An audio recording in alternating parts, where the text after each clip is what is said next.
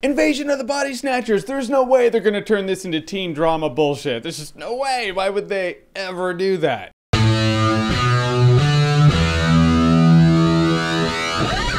The Host. So The Host is a story, it's like the aftermath of an Invasion of the Body Snatchers type scenario, where the invasion isn't happening, it's already happened and we already lost. They say that with a voiceover in the beginning of this movie. It's like, oh, our world is fine, there's no crime, everyone's pretty docile, everyone trusts each other, everything is at peace. The only thing, it's not our world. Aliens invaded and their parasites invaded everyone's bodies, and now we're just not us anymore. Except for a select few people, and I was like, that's cool. Turns out I was wrong.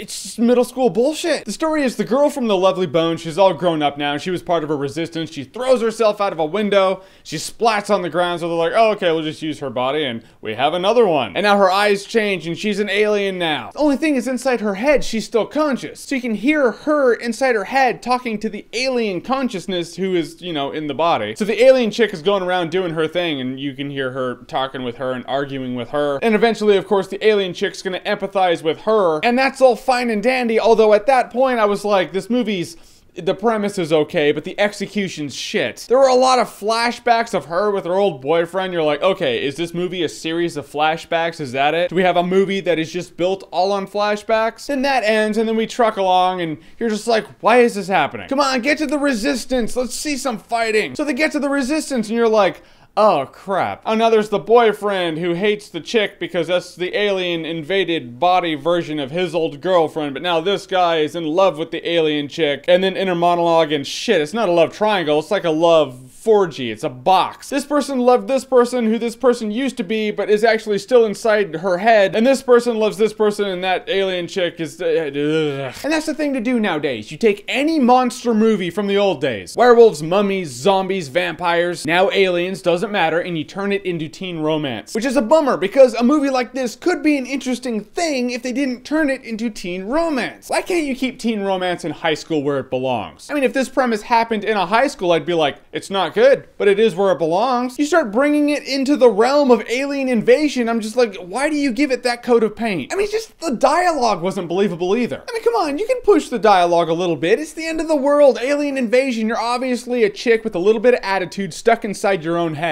So when she's doing inner monologue, why didn't she just lose her shit and be like, you know what, that's bullshit. You take the nicest, sweetest person ever. They're nice and sweet because they don't actually say curse words to other people. But if it's inside their own head, they think it. This movie should be rated R on dialogue alone. Nope, never cusses the entire movie. Stuff like that, I'm just like, it's unbelievable. And as much as teen romance is kind of the thing nowadays, and we've seen a lot of it, there were a couple of them that I actually did dig as movies. I was like, all right, so I'm not completely against that kind of thing if it's executed in a way that is good. But when I was watching this movie, I was like, of the Twilight ripoffs, this is the one that most closely resembles Twilight. And at that point, I did not know that the book that this movie is based off of was written by Stephenie Meyer, the author of Twilight. Then I saw that in the end credits, and I was like, everything just came together and makes perfect sense now. I can't stress this enough, even though the premise, the overall premise of the movie and the alien invasion thing could be interesting. The execution was choppy, the characters are terrible. There is not one character in this movie that you end up giving a shit about. This is one point where this kid is in mortal danger and you're like,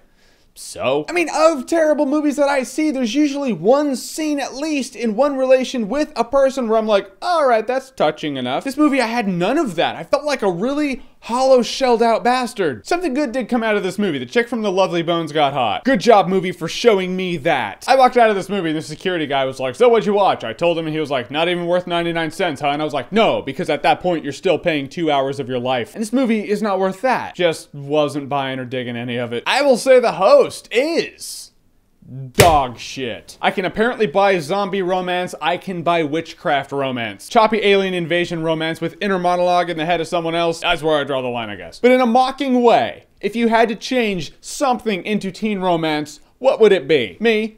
Mortal Kombat, because I'm an asshole, I guess. But you know, something like that. Whatever it is, comment below, let me know. I really wouldn't do Mortal Kombat. I would never turn that into teen romance. Not ever. And as always, if you like what you've seen here and you want to see more, click right here to see more.